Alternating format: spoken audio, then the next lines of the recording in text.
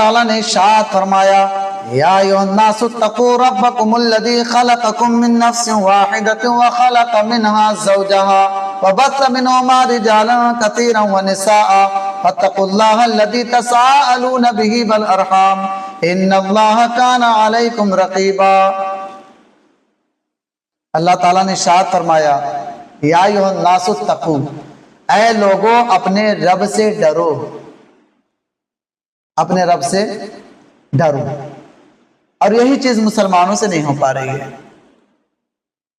ڈر رہے ہیں، یہ ایسی بات نہیں ہے، ڈر رہے ہیں، لیکن اپنے رزق کے لیے، اپنے گھر والوں کے لیے، اپنے باس سے، اپنے اوپر والے سے، اپنے ماتحت سے، اپنے دوست سے، اپنے احباب سے، اپنے رشتہ دار سے ڈر رہے ہیں۔ لیکن اللہ تعالیٰ کیا کہہ رہا ہے؟ مجھ سے ڈرو، ڈرو لیکن اللہ سے ڈرو۔ ایک دوسرے سے کب تک ڈرو گے یار؟ اگر ڈرنا ہی ہے، دنیا سے مرنا ہی ہے، تو رب سے ڈرتے ہوئے مرو۔ اور معلوم ہے کہ جو میں پڑھ رہا ہوں قرآن مقدس کی آیت کریمہ، یہ نکاح کے خطبے میں پڑھا جاتا ہے تاکہ دلہا کو سمجھ میں آ جائے، اور دلہا پھر سمجھ کے دلہن کو بتائے، اس کو بھی سمجھ میں آ جائے، اور دلہن سمجھ کے ساس اور سسر کو بتائے، ان کو بھی سمجھ میں آ جائے۔ لیکن یہاں تو سارا آوا کا آوا ہی بگڑا ہوا ہے، ایک حمام میں سب اسی طرح ہیں، جاہلیت کے چادر اوڑھے ہوئے ہیں۔ جب جاہلیت کی چادر اوڑھے رہو گے تو کیا سمجھ میں آئے گا دین کیا ہے، اسلام کیا ہے، قرآن کیا ہے، نماز کیا ہے، روزہ کیا ہے، حج کیا ہے، زکوٰۃ کیا ہے، ہماری اوقات کیا ہے۔ شادی کے دن پڑھا جاتا ہے یہ۔ آپ لوگ کو نیا لگ رہا ہوگا، بتا رہا ہوں گا۔ مولوی آتا ہے، پڑھ کے چلا جاتا ہے، 1500 روپے آپ اسے دے دیتے ہیں، کچھ سمجھ میں آتا واتا نہیں۔ بیچارے مولوی کیا کریں، اردو ترجمہ بھی سمجھاتے تب بھی نہیں سمجھ میں آتا، کیونکہ ایسے ماحول میں، وہ نکاح ایسے ماحول میں ہو رہا ہے اب کہ بس کیا بتائیں۔ نبی کریم صلی اللہ علیہ وسلم مسجدوں میں نکاح کرنے کے لیے بولتے تھے کہ دولہے کو مسجد میں بیٹھا ہو، باوضو بیٹھے گا تو دماغ درست رہے گا، سمجھے گا۔ لیکن اب ہلا ہلی میں نکاح ہوتا ہے، کیا کریں۔ علماء بھی بیچارے مجبور ہیں، اپنے قوم سے کب تک سمجھائیں گے، اور سمجھا ہی رہے ہیں۔ اللہ نے ارشاد فرمایا لوگوں اپنے رب سے ڈرو، خلقکم من نفس واحدہ، اس رب سے ڈرو جس نے تمہیں ایک جان سے پیدا کیا۔ اللہ تبارک و تعالیٰ کی قدرت بھی دیکھتے چلیے، ایسے ویسے رب سے نہیں۔ اب آپ سوچیں کیا رب بھی بہت ہوتے ہیں کیا؟ رب بمانا پالنے کے ہوتے ہیں، تو جو پالتا وہی رب ہے ہمارا، اور سب سے بڑا پالنہار ہمارا رب ہے، تو وہی رب ہے جس نے سب کو پالا ہے۔ تو اسی رب سے ڈرنے کی بات ہو رہی ہے، سب سے ڈرنے کی بات نہیں ہو رہی۔ اللہ تعالیٰ ارشاد فرماتا ہے یا ایھا الناس اتقوا ربکم الذی خلقکم من نفس واحدہ، جس نے ایک جان سے تمہیں پیدا کیا ہے۔ اب کتنے لوگ سوچ رہے ہیں ایک جان کیا ہوتی ہے؟ ارے بھائی، ایک جان یعنی حضرت آدم علیہ السلام، جس سے آپ لوگ پیدا ہوئے، جو ٹکر ٹکر دیکھ کر سن رہے ہو، ایک جان سے پیدا ہوئے۔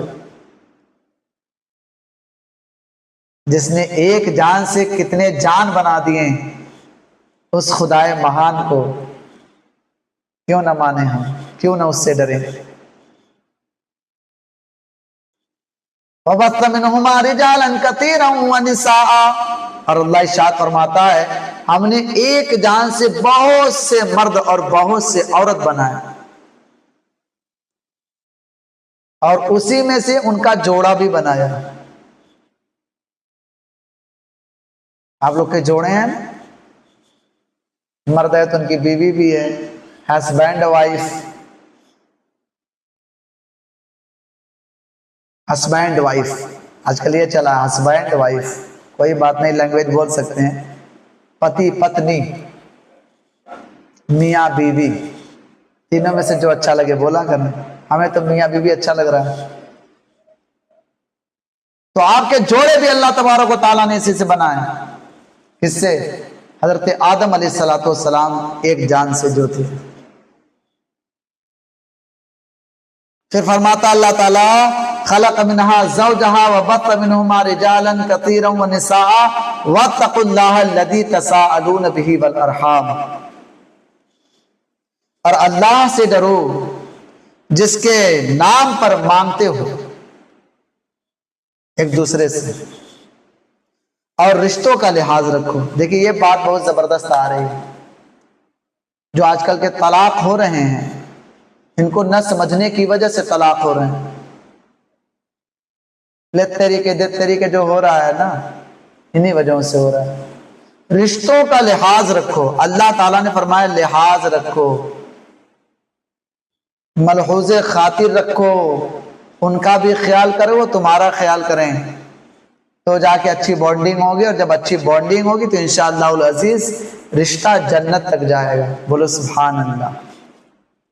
کتنے لوگ سوچ رہے ہیں یہیں پر بھگت نہیں پا رہے، جنت تک مولوی صاحب بھیج رہے ہیں، بھائی اچھی ہوں گی تو جنت تک جانے دو نا۔ رشتوں کا لحاظ رکھو، اور بے شک اللہ ہر وقت تمہیں دیکھ رہا ہے۔ نکاح کے وقت بھی دیکھ رہا تھا، ابھی بھی دیکھ رہا ہے، کل بھی دیکھے گا، پرسوں بھی دیکھے گا، مر جاؤ گے تب بھی دیکھے گا، حشر کے میدان میں رہو گے تب بھی دیکھے گا۔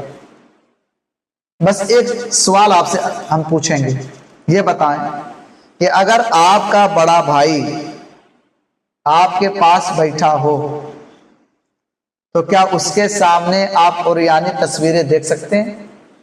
گندی تصویریں نہیں دیکھ سکتے، کیونکہ بڑے بھائی کا لحاظ کریں گے آپ۔ آپ کا باپ بیٹھا ہو، آپ کی ماں بیٹھی ہوتا تب تو اور ہل جائیں گے آپ۔ تو میرے پیارے بھائی، ماں باپ ایک وقت آتا جو دیکھ نہیں پاتے ہیں، کمرے کے اس پار گئے نہیں دیکھ پائیں گے، لیکن اللہ تعالیٰ کمرے کے اس پار بھی دیکھتا، اس پار بھی دیکھتا ہے۔ اس کے لیے ہم سب پاردرشی ہیں، ادھر بھی دیکھے گا ادھر بھی دیکھے گا، اللہ کو دل میں کیا ہے وہ بھی دکھے گا۔ اس نے سوچ رہے ہوں گے مولوی صاحب کیا بیان کر رہے ہیں، جلدی سے بھاگوں، وہ بھی دیکھ رہا ہے۔ تو اللہ تبارک و تعالیٰ ہر وقت آپ کو دیکھ رہا ہے، جو ہر وقت آپ کو دیکھ رہا ہے اس کی باتیں کیوں نہیں مانتے آپ؟ تو جو دلہا تھا وہ تو اسی دن نماز پڑھنے آیا جس دن اس کا نکاح ہونے والا تھا، اس سے پہلے تو وہ نماز پڑھ نہیں رہا تھا، تو خاک سمجھے گا خطبہ؟ بس وہ نکاح ہونے کے بعد بس اس فراق میں رہتا ہے کہ مولوی صاحب کا پیسہ جتنا 10-500 روپیہ جو ہوا دے کے بھگاؤ ان کو۔ پھر اس کے بعد جو رسم رواج چلتے ہیں اللہ خیر کریں، اور سو کالڈ مسلم جو دین کی باتیں کرتے ہیں وہاں دین کی باتیں سب بھول جاتے ہیں، اور جو اچھے لوگ الحمدللہ انہیں تانا بھی دیتے ہیں۔ ایک شادی تھی، میں گیا تھا، اس میں جو اندر ہنسی مذاق کے ہوتے ہیں اس میں لے جایا جا رہا تھا مجھے، میں بولا نہیں جاؤں گا، ناراض ہو گئے لوگ، ہو جانے دو۔ تو پیارے بھائی، اللہ کی راہ میں چلنا تھوڑا مشکل ہے لیکن ناممکن نہیں ہے، آپ چل سکتے ہیں، رہ سکتے ہیں اللہ کے راہ میں۔ رسول کریم صلی اللہ علیہ وسلم نے یہ بھی ارشاد فرمایا کہ دین پہ چلنا اتنا مشکل ہو جائے گا، اتنا مشکل ہو جائے گا جیسے ہاتھ میں انگارہ لینا۔ آج ویسا ہی ہے، آپ 5 وقتہ نمازی بن جائیں گے، گھر والے آپ کو تانا نہ مارے تو کہنا، کچھ لوگ کہہ رہے ہیں کائے کو ماریں گے، کمائی کم ہو جائے گی، 12 گھنٹہ ڈیوٹی کر رہے ہو، ڈیوٹی چھوٹے گی تو گھر والے تانا اس لیے ماریں گے کہ تم کما کیوں نہیں رہے ہو، بڑکا ملا بنے پھر رہے ہو۔ تو میرے پیارے بھائی، جب آپ نماز کے پابند بنیں گے تو آزمائشیں بھی آئیں گے، اس کو بھی اپنے اوپر ایکسپٹ کرنا ہے، قبول کرنا ہے، صرف نکاح نہیں قبول کرنی ہے، سب قبول کرنا ہے، سمجھ رہے ہیں؟ ایکسپٹ کی طاقت ڈالیے اپنے اندر، قبول کیجئے کہ ہم اللہ کے بندے ہیں، قبول کیجئے کہ ہم گناہگار گندے ہیں، قبول کیجئے کہ ہمارے برے دھندے ہیں، قبول کیجئے، صرف وہی قبول یاد ہے، وہی قبول، میں تجھے قبول تو مجھے قبول، بس وہی قبول یاد رکھو گے۔